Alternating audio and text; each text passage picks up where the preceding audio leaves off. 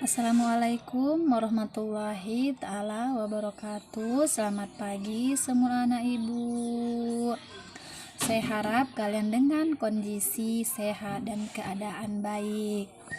Nah, dalam video ini kita akan belajar tentang sumber daya usaha. Ibu berharap kalian bisa menyimak video ini. Ibu yakin kalian bisa memahami dengan baik. Nah, untuk pertemuan kita di minggu pertama bulan Januari, ya, sumber daya usaha itu materi kita hari ini ya anak-anak ibu. Pengertian sumber daya usaha. Nah, anak-anak ibu, apakah itu sumber daya usaha ya?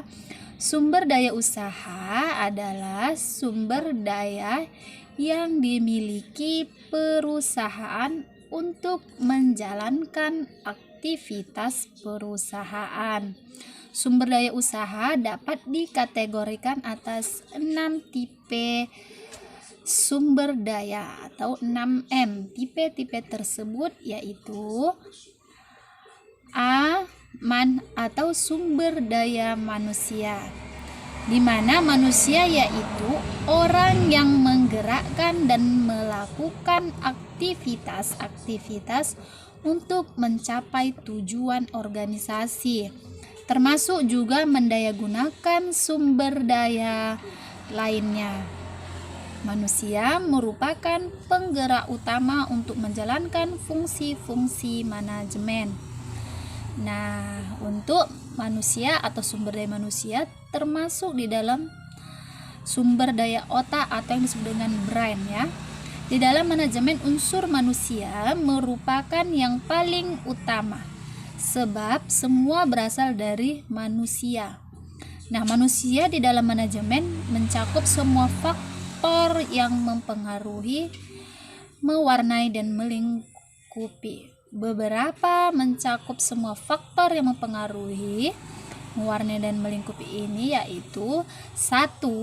Jumlah harus sesuai dengan formasi dan kebutuhan. Nah, yang kedua ada persyaratan seperti kemampuan, pendidikan, keterampilan, dan pengalaman.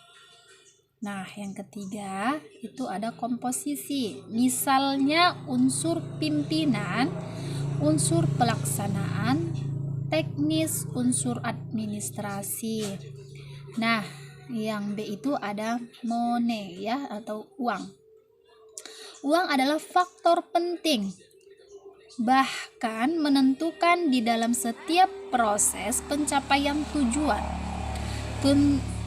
Tentulah tidak dapat disangkal lagi. Setiap program, setiap kegiatan atau rutin maupun proyek, besar maupun kecil, semua itu tidak akan terlaksana tanpa adanya penyediaan uang atau biaya yang cukup.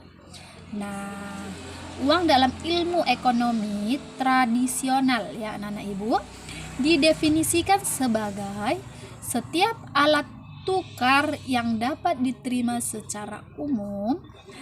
Alat tukar itu dapat berupa benda apapun yang dapat diterima oleh setiap orang di masyarakat dalam proses pertukaran barang dan jasa. Nah, yang C itu ada material atau disebut dengan barang. Materi terdiri dari bahan atau barang setengah jadi atau disebut dengan raw material dan bahan jadi dalam dunia usaha. Untuk mencapai hasil yang lebih baik lagi, selain manusia yang ahli dalam bidangnya juga harus dapat menggunakan bahan atau materi-materi sebagai salah satu sarana. Sebab materi dan manusia tidak dapat dipisahkan. Tanpa materi tidak akan tercapai hasil yang dikehendaki. Nah, yang D itu ada machine, yaitu disebut dengan mesin ya anak-anak ibu.